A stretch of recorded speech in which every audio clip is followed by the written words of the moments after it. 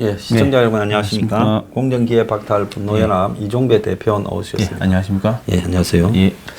자, 이 코너가 사실 뭐 저희들 나름대로는 굉장히 고민을 하면서 하는 코너입니다. 근데 휴일날 제일 작게 봐요. 예. 근데 어디에 저 때문입니다. 아니 그렇지는 않고요. 예. 어디에도 시청자들의 성향의 문제라고 저는 봅니다. 어디에도 유튜브에 우리 사회에 이렇게 퍼져 있는 좀 부조리나 부패, 불공정 이런 부분들을 문제 제기하면서 바로 잡아야 된다 하는 이야기를 하는 데가 있습니까? 그런데 유튜브는 항상 재밌고 뭐 이래야 된다. 그렇다고 여러분들이 그러면 공중파나 종편에 가면 이런 우리 사회의 문제들을 파헤칩니까? 거기는 더 자극적이죠. 맨날 연예인이니 뭐 마약이니 이야기하고 스캔들이니 이런 이야기를 하지. 그렇다고 거기서 이런 문제를 제기합니까? 그러면 유튜브에서도 결국 공중파나 종편보다 더 달콤한, 더 쾌락적인 감각을 추구한다면 그 유튜버도 지금 흘러가는 방향이 그런 쪽으로 추구하고 있어요. 그 제가 이게 어떤 때는 짜증이 납니다. 내가 무슨 KBS 무슨 국민 계몽을 위한 공중파 TV도 아닌데 이런 이야기를 끝도 없이 하면 좀 그래도 호응이라도 하고 같이 이런 문제를 고민해 봐야 된다. 그래서 어제 이야기한 주택이나 결혼 문제 같은 경우에도 국민들이 아 이거는 집을 국가적으로 해결 안 하면 방법이 없다. 근데 거기에다가 무슨 보수 일부는 무슨 사회주의냐 국가적으로 집 문제를 고민을 하게 이런 식으로 상투적으로 말하고 또 좌파들 같은 경우에는 문정권이 젊은이들을 위해서 무슨 청년주택이니 한다고 그냥 상징적으로 미끼 좀 던진 걸 가지고 이야기를 하고 그래서 두 쪽 다 답이 없기는 마찬가지다는 거예요. 맞습니다. 그래서 이런 문제에 대해서 우리 스스로가요 고민하기를 포기하고 그냥 덮고 넘어간다면 나라 꼬라지가 저는 제대로 될 리가 없다 이렇게 생각을 하면서 끊임없이 이 문제를 제기하고 있는 겁니다. 맞습니다. 자, 오늘 이 대표가 이제 제일 고소해 할 것 같아요. 고소한다고. 자, 로스쿨 다니는 사람들 중에 이 대표가 지금 로스쿨 잘못됐다. 사시 부활하라. 뭐 저도 그 동의를 합니다. 그러니까 끝도 없이 로스쿨의 장점을 써가지고 올리면서 반박하는 사람도 있더라고요. 뭐 로스쿨 나와서 변호사 된 사람인가 싶었는데 지금 사시낭인 즉 고시를 몇 번 떨어지면서 오래 장기간 공부하는 3, 40대까지 고시 공부하는 낭인을 없애겠다고 로스쿨을 만들었는데 로스쿨에 오탈자가 있다며요. 오탈자가 뭐냐면 이거 좀 설명을 좀 쉽게 드리겠습니다. 지금은 이제 사법시험은 없어졌는데 사법시험보다 문제 수준은 떨어지는 그런 변호사 시험.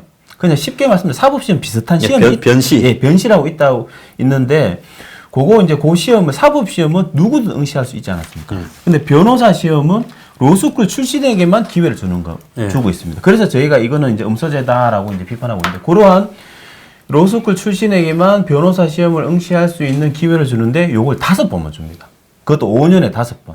그래서 5년 동안 5번 만에 이제 변호사 시험에 응시해서 합격하지 못하면 더 이상 볼 수가 없습니다. 탑재하지 못하면 더 이상 볼 수 없다. 그래서 5번까지 못 붙어가지고 더 이상 시험을 볼 수 없는 사람을 오탈자, 5회 탈락자로 해서 오탈자라고 이제 부르고 있는 거죠. 무슨 오탈자라 하니까 언뜻 들으니까 글 쓸 때 오탈. 오자 탈자를 오탈자라는 줄 알았습니다. 그런데 지금 탈락자. 올해가 아마 이 5년 처음인가 봐요. 아니요. 오탈자 나온 지는 좀 됐어요. 좀 됐어요? 그런데 지금 올해 이제 갑자기 이게 사회적으로 문제가 되고 있는데 441명이 지금까지 이제 한 3년 정도 쌓인 게 441명이라는 거죠. 그러면 앞으로 이제 시간이 가면 갈수록 이게 또 수천 명, 수만 명이 되겠네요. 그렇죠. 쌓이는 사람이 이제 수천, 수만 명이 되는 거죠. 자, 그런데 이 5번이라는 기준은 뭘로 했습니까? 뭐 나름대로 이유를 갖다 붙이겠지만 이제 한 5번 정도 기회 주면 이제 그 안에 못 붙으면 과연 이 사람이 법조인으로서 이제 어떤 실력이 있겠나라는 부분과 또 두 번째는 낭인 방지하기 위해서. 왜냐하면 이 기회를 무제한으로 주면 또 사시처럼 뭐 10년, 20년 공부한 사람이 나타나기 때문에 예. 이제 5회 정도로 제한하는 게 합리적인 이제 기준이다. 뭐 이렇게 5회. 여기 이제 보면 49살 먹은 사람이 서울법대에 나와가 예. 사시 준비하다가 예. 교육 분야에 가서 괜찮은 일자리가 돼서 예. 가서 이제 일하고 사는데 예. 로스쿨이 생겨서 또 늦게 로스쿨에 들어갔는데 예. 애가 갑자기 둘째가 태어났는데 태어나자부터 아파서 예. 거기 신경을 쓰다 보니까 이제 돈이 없어지고 돈 마련을 하려고 이렇게 뛰다 보니까 공부에 열중할 수 없어서 시험에 이제 또 오탈자가 되어버렸다. 예. 자, 그런데 또 어떤 사람은 41살인데 공공기관에 이렇게 있는데 예. 8년간 변호사 시험을 준비하며 진 빚을 지금 아직도 갖고 있다는 거예요. 예. 자, 그런데 이 전남대 로스쿨을 다니는데 한 학기당 500만 원의 학비를 스스로 충당하고 어려운 조건에서 예. 그렇다고 뭐 이 장학금도 못 받았대요. 로스쿨의 예. 장학금일 때도. 그래서 학비 대출만 한 3천만 원인데 국립대라서 그래도 싼 거란 거예요. 그런데 로스쿨을 졸업하고 나니까 원금, 이자, 생활비에 한 달에 150만 원이 나갔는데 예. 지금 변신은 안 되니까 예. 아르바이트를 하고 그렇죠. 그래가 이제 5번째 불합격 통지서를 받았는데 그야말로 빚쟁이가 돼가지고 몰랐다. 제가 빚이 없었으면 예. 차라리 돈을 안 벌고 돈이 조금만 있었으면 변호사 시험 학원에 다녔어도 1위는 안 됐을 건데 돈을 벌면서 공부를 하고 또 예. 학교 다닐 때 진 빚을 갚으려다 보니까 예. 이게 이제 이 꼴이 되어버렸다. 그렇죠. 또 37살 먹은 분은 이름을 공개했어요. 탁지혜라고 예. 유튜브를 한답니다. 오탈 누나라고. 아, 예, 예. 연대 법대 졸업하고 부산대 로스쿨에 갔는데 모의고사 점수는 상위권이었는데 예. 떨어져서 충격을 받았다는 거예요. 그래서 이 5년 안에 합격해야 된다는 강박에 사로잡혀서 이 조금 부족한 부분을 체계적으로 하지 못하고 예. 땜질로 하려 보니까 또 떨어졌다는 거예요. 예. 그래서 오탈자라는 게 처음부터 잘하는 사람한테 유리하게 이 오탈자라는 것이 만들어져 있다. 예. 뭐 그렇게 이야기를 하기도 해요. 예. 자, 그래서 이 로스쿨이 결국은 이제 변호사 시험을 되게 하는 학원처럼 돼가고 있다. 그렇죠. 예, 맞습니다. 그런 이야기가 많네요. 예. 그리고 여기서 이제 두 가지 중요한 포인트가 있는데요. 예. 여기 이제 소장님께서 소개하신 그 오탈자 중에 그 뭐 학자금 대출을 받고 또 이제 변호사 시험을 준비하기 위해서 또 뭐 아르바이트도 하고 또 빚도 내고 그래가 5회 탈락됐다고 하지 않았습니까? 그래서 자기 힘들다라고 하는데 이 사람이 합격했으면 아무 문제가 없을 거예요. 합격해도 빚쟁이부터 변호사를 시작하게 된다는 겁니다. 자, 그래서 요즘 변호사 시험을 그럼 이 사람들이 합격했다 칩시다. 예. 요즘 변호사를 심지어 국어 공무원, 예. 로스쿨 출신 변호사를 국어 공무원 뭐 이러더만 그렇죠. 예. 7급이면 엄청 좋은 거고. 그렇죠. 예. 그래서 나 처음에 국회의원 비서관, 보좌관도 아니고 비서관에 변호사들이 있다 해서 좀 뭐 돌았나 했는데 나중에 알고 보니 수두룩하더라고. 수두룩하죠. 예. 그러니까 국회의원 비서관쯤 되면 한 6급이라도 예. 아이고 고맙다고 가서 하게 된다. 그렇죠. 맞습니다. 그래서 이게 공급이 과잉되면 어떻게 선설 방법이 없고 문제가 뭐냐면 그나마 지금은 소위 말하는 스카이 로스쿨 나오면 그리고 집안 배경이 좋으면 뭐 아버지가 뭐 어머니가 백이 좋으면 뭐 로펌도 가고 잘 나갑니다. 어디 뭐 국회의원 보좌관도 가고 잘 나가는데 이렇게 빚내 가지고 막 어렵게 해가지고 저 지방대 나이 들어가 예, 나오지 않습니까? 네. 진짜 그 자살해도 이상하지 않을 정도로 어려운 상황에 합격해도 그런 상황에 처하게 된다는 겁니다. 그래서 제가 드리고 싶은 말씀은 로스쿨이라는 제도 자체가 너무나 잘못 만들어진 제도이고 그리고 이제 그 보십시오. 사시낭인 로스쿨 도입할 때 얼마나 사시낭인 우수한 인재들이 고시에 매달려가지고 인력이 낭비된다 얼마나 비판하면서 그 낭인 없애겠다고 로스쿨 도입하지 않았습니까? 사시낭인보다 더 질이 나쁜 빚더미에 앉은 그런 낭인을 지금 로스쿨 낭인을 지금 양산을 하고 있습니다. 자, 그러니까 사시낭인은 예. 대학 졸업하고 자기가 하거나 대학을 안 하고도 그렇죠. 하니까 예. 로스쿨이라는 비용 자체가 없었잖아요. 없죠. 예. 그런데 지금 이제 로스쿨 합격률이 절반 이하로 곧 떨어진다네요. 그렇죠.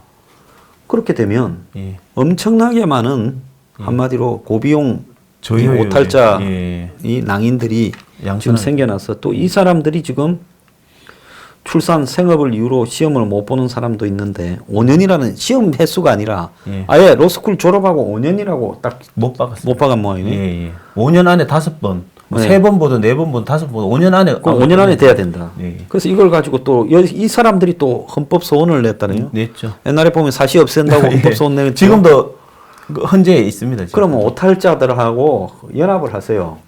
사시 폐지.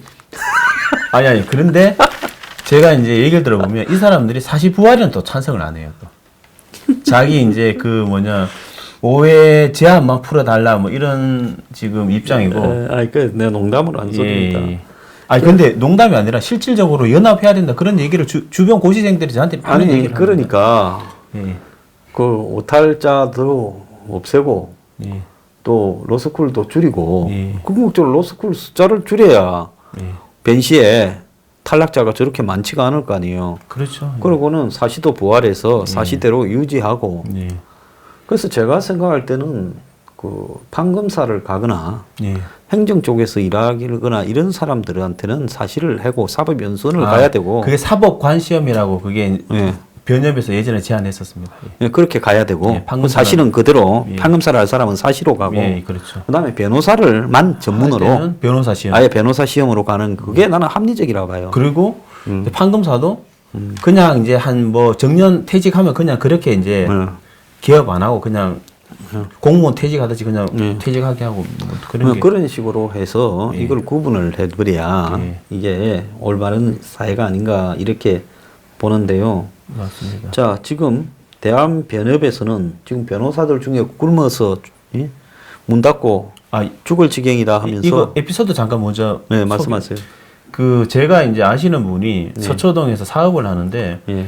그 이제 고시생이었는데 사업을 하고 있는데 그분이 서초동에 이제 밥을 먹으러 갔다 그러더라고요. 네. 그래서 이제 멀끔하게 정장이고 이렇게 가니까 이제 식당 주인이 이제 변호사처럼 보였는지 그래서 누구 이름을 얘기하면서 이 변호사 아냐고 이제 그 물어봤다 그러더라고요. 그래서 이제 모른다고. 짐작이 가네. 밥값 때문구나.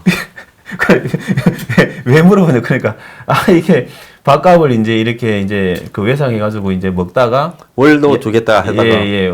월로 이렇게 결제하는 식으로 이제 하다가 야반도주 했다고 막 식당 주인이 뭐 이렇게 이제 분노를 하더라고 얘기를 하던데 그런 변호사가 의외로 많습니다 이게. 예. 사건 수임이 안 되면 뭐 굽는 거지 어떡하겠습니까? 그래서 변호사 협회에서는 지금 변호사 수를 더 늘리면 안 된다. 로스쿨도 통합을 해서 이 변호사 통폐합. 되는 숫자를 아예 줄여야 된다. 고시낭인 이 오탈자 낭인도 있는데 예. 이렇게 이야기를 하고 있는데요. 예. 자, 26일 날 4월 26일 8회 벤시 시험 합격자들이 발표가 되는데 예. 응시생 3,617명 중에서 예. 절반은 변호사가 되지만은 1,800명은 나머지 1,800명은 또 오탈자의 대열로 한 발 다가서거나 오탈자가 그렇죠. 되는 거죠. 될 가능성이 있고. 예. 근데 요게 이제 저희가 이제 어떤 부분이 있냐면요. 네. 50%라는 게 네. 자기가 이제 로스쿨을 졸업하면 변호사 시험을 응시하지 않습니까? 네. 처음 응시했을 때 네. 그때 합격률은 50%라는 거고 그러면 처음 떨어지면 두 번째 응시하면 되지 않습니까? 네. 또 두 번째 떨어지면 세 번째, 네 번째, 다섯 번째까지 다 응시했을 때 최종적으로 한 기수에 몇 명이 붙느냐 네. 봤을 때는 평균이 83%입니다. 그러니까 로스쿨 졸업해서 변호사 최종적으로 합격하는 그 인원수는 10명 중 8명이 합격이 80%. 근데 그것도 지금 그렇지. 예. 앞으로 쌓여가면 예. 더 줄어들지 않겠습니까? 줄어들어도 지금 변협이 감당을 못할 거라고 봐요. 지금 한 해에 몇 명씩을 생산합니까? 1,800명이 되는 거예요? 1,600명 정도. 1,600명요? 아니 지금도 변호사가 온 사방에 길에 채이는 게 변호사인데 예. 1,600명씩 계속 나온다고 생각하면 그렇죠. 변호사는 그거 뭐 정년도 없잖아요. 정년도 없죠. 정년도 없고 지금 심각한 문제가 뭐냐면 이것도 진짜 제가 문재인 정부가 너무나 진짜 위선적이고 진짜 문재인 정부 비판 특집을 좀 해야 되는데 이 부분에 대해서는요. 어떤 부분이 있냐면 예전에 사법시험 같은 경우는 저 시골에 뭐 농부의 자식 누구도 사법시험 합격해서 연수원 성적이 좋으면 판검사도 하고 대형 로펌도 들어가고 그랬었거든요. 예, 그렇죠. 오로지 실력대로 갔었습니다. 그때는. 그런데 지금 같은 경우에는 석차를 공개를 안 합니다. 실력을 공개를 안 해요. 예. 그래가지고 전부 다 학부가 스카이냐 아니냐. 예. 그 다음에 자기 아버지 백이 있느냐 없느냐. 예. 이런 식으로 어떤 본인의 실력이 아닌 주변 배경 가지고 지금 잘 나가냐 못 나가냐가 지금 나눠지고 있거든요. 이게 이제 음서제도고 변호사도 이제는 자기 실력대로 양극화가 되는 게 아니라 예. 출신이 어떠냐. 예. 자기 출신 대학이 어떠냐, 집안 배경이 어떠냐에 따라 양극화가 되고 있거든요. 그렇기 때문에 심각한 이제 문제인 거죠. 이것도 이제 막 계속 잘 나가는 사람은 이 로스쿨을 통해서 계속 세습을 하는 겁니다. 로펌도 백 좋은 사람이 로펌 가는 거고, 이제 판검사도 백 좋은 사람이 이제 판검사 하는 거고, 이제 그런 식으로 이제 계속. 자, 뭐 잘 나가는 사람들한테야 뭐 로스쿨 비용이겠으며 그렇습니다. 또 그들에게 또 이 로스쿨에 변호사 시험 합격률을 높이는 뭐 학원을 다니는 게 또 문제가 되겠습니까? 네. 또 변호사 자격을 어쨌든 따고 나면 그 길로 또 경력을 쌓아서 또 뭐 인류 로펌에 가는 게 문제겠습니까? 이게 나라입니까? 이게 나라입니까, 이게? 자, 그래서 개천의 용은 다 사라지고 이제 개천은 없어지고 전부 용은 다 어디서 나오느냐, 용밭에서 또 용이 나오는 이런 지금 잘못된 나라가 되어가고 있습니다. 자, 그게 앞장서고 있는 게 지금 현 정부라는 걸 국민들이 아셔야 됩니다. 자, 지금 강사법, 예, 고등교육법 개정안 강사법이 대학교에 그렇죠. 이렇게 마련돼가 처우 개선하겠다. 지금 강사들이 난리가 났어요. 그게 강사법이라는 게 뭔가 하면 대학교에 보면 시간 강사가 있었죠. 또 무슨 뭐 교수도 있고 또 무슨 전임 강사 뭐 이런 게 쭉 있지 않습니까? 그런데 이제 대학들이 전임 강사는 교수 대우라도 좀 받지만은 시간 강사가 대부분을 죠. 그걸로 가지고 막 돌리고 교수들은 뭐 조금 수업도 많이 안 하고 그렇죠. 뭐 이렇게 하면서 실제로 저임금으로 시간 강사들을 이게 일종의 뭐라고 도제. 옛날에 길드에 그 마이스터 장인이 있으면 장인 밑에 도제. 그러니까 뭐 옛날에 인류 요리사가 되려면 식당에 가서 일 배우는 것처럼. 그렇죠. 그런 것처럼 결국은 이 패션 할 때도 보면 뭐 미식 몇 년 하고 뭐 가위 몇 년 쓰듯이. 그렇죠. 그 대학도 가르치려면 기술을 배워야 된다 해서 박사까지 따려면 나이 34 되는데 그 사람들이 또 시간 강사로 끊임없는 시간을 가다가 이제 대학교에 돈이라도 좀 많이 내고 줄이라도 좀 제대로 잡으면 이제 전임 강사도 되거나 교수가 되거나 하고 대부분은 시간 강사로 늙어간 사람이 한둘이 아니잖아요. 그렇죠. 고등백수가 아니에요. 맞습니다. 예? 고등백수. 맞습니다. 대한민국만큼 박사가 많은 나라도 없을 거예요. 쓸데없는 박사들만 많이 만들어가. 그런데 이제 이런 사람들을 최대 3년까지 재임용을 해주고 이후에도 재임용 절차를 진행하여 고용의 안정성을 높여줘야 된다.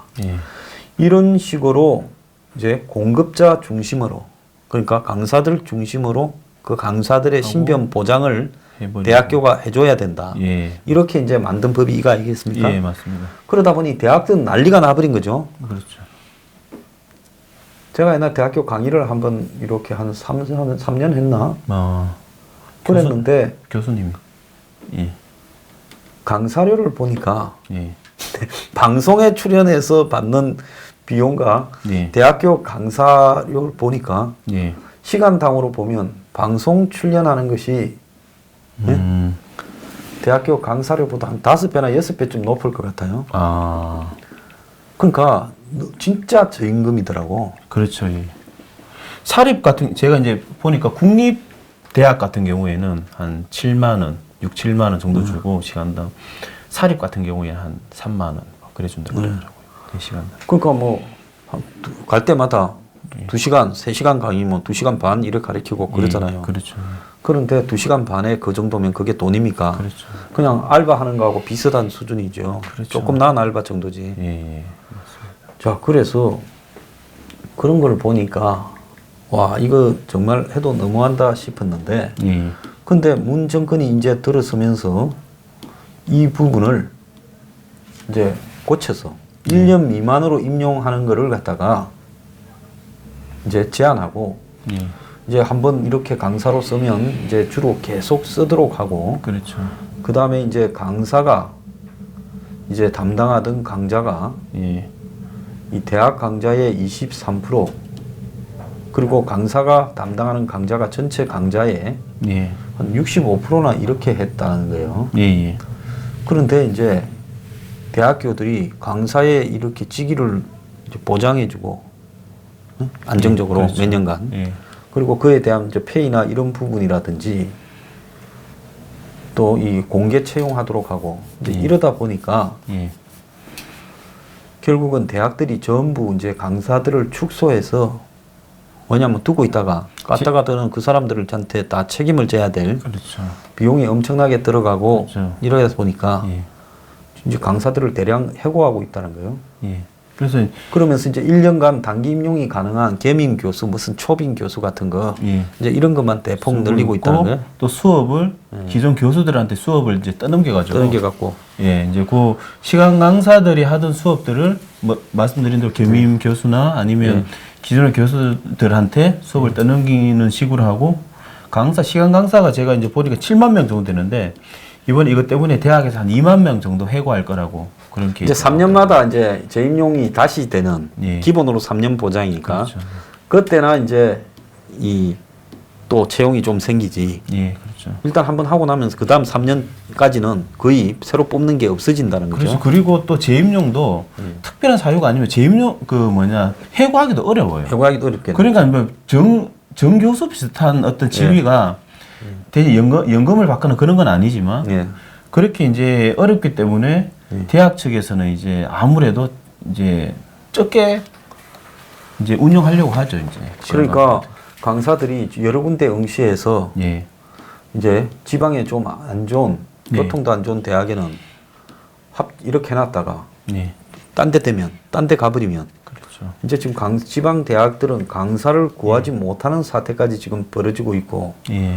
지금 맞습니다. 이래서 지금 올해 7천 명의 강사가 전문 대학에서만 자리를 잃고 예. 4년제 대학에서는 한 2만 명이 자리를 잃을 것 같아. 예.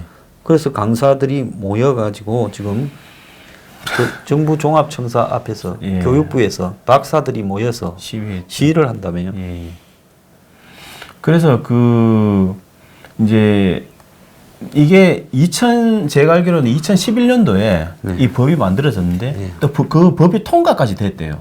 국회 본회의를 통과됐는데 이게 이제 여러 가지 어떤 부작용 때문에 계속 유예가 됐답니다. 시행하는 걸 유예하는 법안을 그러니까 법이 현실에 맞지 않기 때문에 됐다는 거 아니겠어요? 왜냐하면 그때 이제 시간 강사들이 이제 자살하고 이런 사건들이 일어나가지고 또 사회 분위기에 편성을 해가지고 얼렁뚱땅 통과를 시켜놨는데 막상 시행을 하려니까 여러 가지 부작용, 시행을 안 하는 것보다 더 큰 부작용이 있으니까 또 유예하는 법안을 통과시켜서 계속 유예를 해왔던 겁니다. 해오다가 최근에 이걸 이제 그 시행을 확정해가지고 시행한다 그러니까 대학 측에서는 이제 난리가 난 거죠. 이게 이제 우리가 어떻게 이 많은 시간 강사들을 그 재정 부담을 할 수가 있나. 그래가지고 대학 측에서는 또 어떤 경제 논리로 계속 이제 해고시키려고 하는 거고. 그러니까 이게 애초에 잘못된 한국의 대학교의 이 교육 구조에서 비롯된 거 아니냐. 그렇죠. 예. 그래서 처음에 교수와 시간 강사의 차이를 너무 두지 말고 그렇죠. 좀 줄이고 교수들도 성실하게 강의를 하게끔 하고 이래야 되는데 맞습니다. 기존 교수 이제 정교수 부교수 돼버리면 이제 철밥, 그때부터 밖으로 나돌면서 뭐 오만 거 다 하다 있잖아요. 정치판부터 시작해서 TV 출연부터 뭐 가장 전형적인 세미나 무슨 학회부터 뭐 온 사방에 강연. 예? 조국 아닙니까 조국 지금 민정수석하고 있지 않습니까? 그래서 그런 사람들이 이제 수입도 좋아요. 교수 수입은 이제 용돈이고 그렇게 싸돌아다니 좋은 대학교에 뭐 그러는. 그러니까 각자가 자기 수준에 맞게 밖으로 교수가 되고 나면 싸돌아다닌다. 맞습니다. 이제 그러다 보니까 수업은 전부 다 그 핵심 수업 몇 개만 하고 그렇죠. 또 나이 좀 들고 하면 수업도 많이 안 하고 진도도 안 나갑니다. 네. 초반에 조금 하다가 이제 그래갖고는 이제 대부분의 무슨 수업들 교양인이부터 시작해서 쉬운 거는 다 강사들한테 맡겨버리고 맞습니다. 그러니까 이제 강사들은 학교 입장에서는 교수들이 뭐 억 단위 넘는 교수들도 많으니까 강사들한테는 착취하고 그러다 보니 강사해봤자 그야말로 생활도 안 들고 생활비도 안 되고 그렇죠. 그러다 보니까 이렇게 시달리다가 박사 따고 뭐 다 결혼도 하고 뭐 기대는 한때 많이 했는데 이런 가난에 시달리고 생활고에 시달리다가 자살하고 그렇죠. 그러니까 대학교에서 지식을 가르치는 부분이 이런 식으로 지식 보따리상을 강사를 그렇게 예. 부르잖아요. 예. 이렇게 만들어 버리니까 그걸 또 꽂힌다고 또 대학교의 그 강사에 대한 어떤 일정한 임용 보장, 예. 뭐 또 강사비도 올랐죠. 그게 이제 큰 거죠. 강사비가 올랐기 때문에. 그렇게 해버리니까 대학은 또 전부 해고를 해버리고. 그렇죠. 그래서 이 강사들이 내놓은 문제가 보면 대학의 강사 구조조정 자르는 거 중단하라. 교육부 관리 감독하라. 교육부 재정 지원 사업의 강사제도 개선 지표 비중을 확대해라. 사립대 해고 강사 국립대 수용하라. 연구 지원 사업을 통해 해고 강사 생계 구제하라. 정부가 책임져라 소리예요. 예, 그렇죠. 이것도 또 보면 말이 또 안 되는 부분이 많고요. 예. 참. 그래서 이제 저는 늘 이제 좀 얘기를 하는 부분이 이런 이해관계가 첨예하게 대립을 하고 아주 예민하고 민감한 문제는 끊임없는 정말 치고받고 머리 막 대고 싸울 때 싸우더라도 치고받는 치열한 논의를 통해서 성숙을 시켜야 되거든요.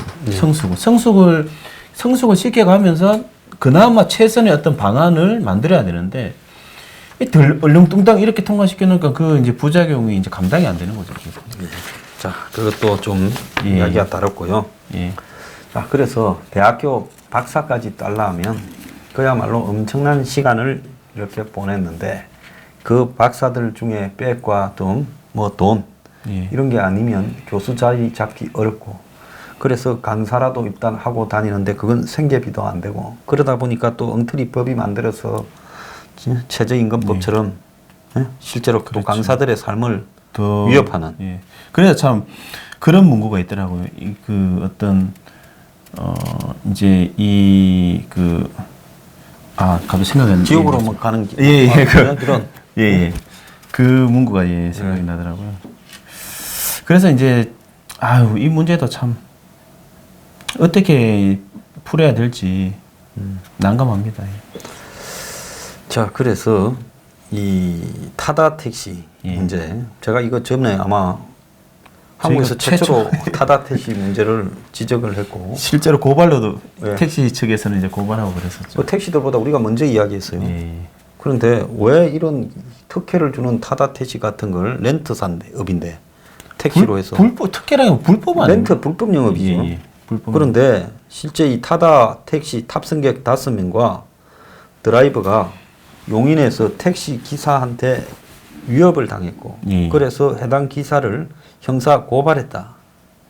그래서 타다 택시를 운영하는 소카 자회사 VCNC에 따르면 택시기사 A씨가 용인의 한 주차장에서 예약 승객을 기다리던 타다 드라이버를 B씨의 맥살을 잡고 욕설을 하고 폭력을 행사해서 A씨는 여성을 포함한 외국인 5명이 타다에 탑승한 이후에도 계속 위협하고 택시 차량으로 이 차가 나가는 것을 막아서 업무 방해가 이루어졌고 또 다른 동료 택시기사 4명도 여기에 가세했다. 그래서 이제 이런 폭력 시비까지 이뤄서 형사 고발했다는 겁니다. 자, 이거 어떻게 봐야 되는 거예요? 일단 저는 이제 첫째 이제 뭐 불법적인 부분, 이제 폭력이라든지 또 업무 방해라든지 불법적인 이제 부분이 뭐 이거는 있었으면 안 되고 여기에 대한 비판은 피할 수 없는 부분이고 그런데 이제 저는 두 가지로 보는데요. 이분들의 심정은 이해는 하는 거죠. 택시 기사들이 오죽하면 그렇게 이제 했느냐라는 부분이고 두 번째 뭐냐면 저는 이제 이걸 가장 중점적으로 보는 부분이 이게 사회라는 게 원칙이 있고 기준이 있고 또 이제 법치주의 국가에서 준법을 지켜야 되지 않습니까? 그러면 과연 타다가 합법적이고 정상적인 어떤 영업 행위냐 이 부분에 있어서 저는 아니라고 생각을 합니다. 분명히 불법적인 부분이거든요. 근데 불법적인 그런 운영이 버젓이 지금 뭐 전국 시내에 돌아다니고 있거든요. 이 부분을 왜 시정을 안 하는지 저는 제가 이제 대리 운전을 하면서 옆에 이제 탄 손님들이 타다에 대해서 이제 말씀을 하시더라고요. 얘기를 하시는 걸 들어보니까 타다가 이제 단거리는 이득이라 그러더라고요. 단거리, 짧은 거리는 이득인데 또 먼 거리 가는 경우에는 좀 택시보다는 이제 좀 비용이 좀 더 나오고 그 다음에 또 시간이 좀 택시보다는 좀 많이 걸린다. 아무래도 이제 타다가 많지가 않기 때문에 부르면 좀 그러겠죠. 오는데 오래 걸린다 그러고. 그리고 이제 이제 국민들, 이제 일반 국민들 입장에서는 예를 들어서 한 5명, 6명 이렇게 있는데 짧은 거리 갈 때는 뭐 그러니까 어떤 택시는 이제 4명밖에 못 예, 타니까 그런 어떤 두 대를 빌려야 될 때는 그렇죠. 이용할 수 있는데 있는데 문제가 뭐냐면 그렇다면 그러한 어떤 사업 목적, 어떤 서비스 정신 이런 걸 국회에 얘기를 하고 입법을 통해서 해결을 해야지. 왜 기존에 이제 뭐 운송사업법 같은 그렇죠. 걸 가지고 그걸 편법으로 실제로 예. 렌트카에 기사 붙여주는 거거든요. 업무 행태는요. 그렇죠. 저는 그 부분을 지적합니다. 그런데 이제 그 다음에 이재용이 하는 소카에 자회사로 이걸 만들어가 순식간에 뭐 몇천억을 투자받는 그런 모델이라고 뭐 그렇게 선전을 하고 있어요. 예. 그래서 궁극적으로 이런 어떤 분야, 그 뭡니까? 그 베니스에 가면 노젓는 곤돌라, 그거 조합을 이루어가. 그렇죠. 그게 모타보트 다니다가는 맞아 죽지요. 그렇죠. 예. 슬로베니아 가면 무슨 섬이 있잖아요. 그 경치 좋은 섬. 예. 무슨 뭐 블라드섬인가? 예. 블레드섬인가? 거기에 보면 노졌지. 모타보트 안 다니잖아요. 맞습니다. 왜? 그거는 그때 계속 내려온 사회적 어떤 합의죠. 합의를 갖다가 충족시켜주기 위해서 그러는 거거든요. 맞습니다. 그렇기 때문에 이런 부분을 갖다가 뭐 우버가 있다 어쩌다 이렇게 뭐 4차 산업이다 뭐 이런 거 헛소리 하지 말고요. 우리 사회의 택시 기사분들의 이렇던 이 어떤 이 생존권이 위협받고 있고 이런 부분이 택시 기사들 문제도 해결하기가 지금 어려운데 그렇죠. 거기에 정권이 자꾸 카카오 무슨 뭡니까 카풀 예, 또다가 타다 택시 근데 거기에 다 보면 다음에 이재용 연결돼 있죠. 뭐 연결돼가 있고 그래요. 그래서 이게 정권의 어떤 비리하고 관계 있는 게 아닌가. 그런 충분히 합리적 의심을 아니 할수 택시 있죠. 기사분들은 다 그렇게 이야기를 하더라고요. 예. 그래서 저는 이거 비정상적이니까 한번 수사해 봐야 된다. 왜 이런 걸 허용해 주고 있는가. 그렇죠. 이렇게 예. 생각합니다. 그래서 저는 이 맞는 말씀이시고요. 어떠한 경우에도 법 아래 모든 게 이제 운영이 돼야 됩니다. 그래서 이 지금 불법적인 부분을 반드시 지금 빨리 시정을 하고 처벌해야 되는 거예요. 처벌해야 되는 그리고 거죠. 여기에 비리가 있다라는 부분을 그렇죠. 문제로 삼아야 된다. 특검을 하거나 이래 해가지고 해야 되는 거죠. 자, 제로페이 박원순이 지금 이 자영업자들이 망한다 하니까 카드 수수료 들어주겠다고 일종의 서울시 카드 아니겠어요? 그렇죠. 예. 자, 이거는 카드가 따로 있는 게 아니라 전화기에 예, 앱을 깔았어요. 앱을 깔고 QR 코드라고 해가지고 갖다 대면 금액을 입력하면 예. 결제가 되는 거죠. 그러면 자기가 이제 전화기에 어떤 뭐 지불할 수 있는 인터넷 그렇죠. 예. 지불 관련 QR 코드가 연결이 돼 있는 아니 QR 코드뿐만 아니라 자기가 은행 있어야 예, 주 거래한 은행하고 또 연결돼 있어야 되잖아요. 카드사나 뭐 이렇게.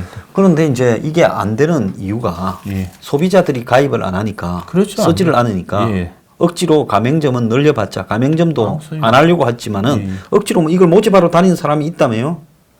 그 모집하러 다니는 게 누가 다니냐 하면 구청 직원이 다니고 있습니다, 지금. 자, 상반기까지 모집하는 데만 46억을 이렇게 올 상반기까지 썼고 올해 그 예산만 해도 상반기 제로페이 예산만 해도 19억이래요. 홍보비가 300억인가 든다는 걸 본 것 같습니다. 예, 그런데 지금 가맹점 12만 곳 중에서 2월 이후 8만 곳이 됐는데 자발적 가입 문의는 954곳밖에 없고 맞습니다. 만장 만드는 할인권이 654장만 쌓이고 7일간의 집중 마케팅을 했는데도 실패했다.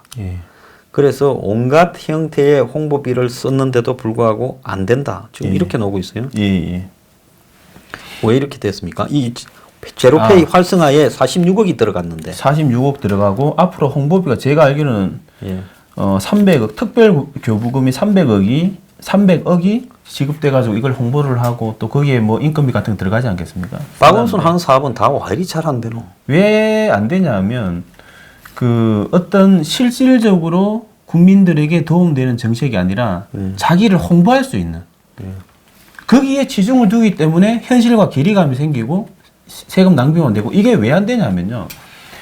그 카드 결제하는 건 소비자지 않습니까? 그러면 소비자가 결제를 했을 때 기존의 신용카드보다 이 제로페이로 결제를 하면 뭔가 단노 10원이라도 이득이 돼야 그걸 할 거란 말이죠. 제로 포인트가 뭐 있다든지 아니면 뭔가 할인을 시켜준다든지 뭔가 그 소비 주체인 소비자에게 이득이 있어야지만 이걸 이제 사용을 할 텐데 아무런 이득이 없고 오히려 카드 같은 경우에는 포인트가 있지 않습니까? 포인트가 쌓이면 현금처럼 쓸 수 있지 않습니까? 뭘 물건을 구입한다거나. 근데 제로페이는 아무것도 없어요.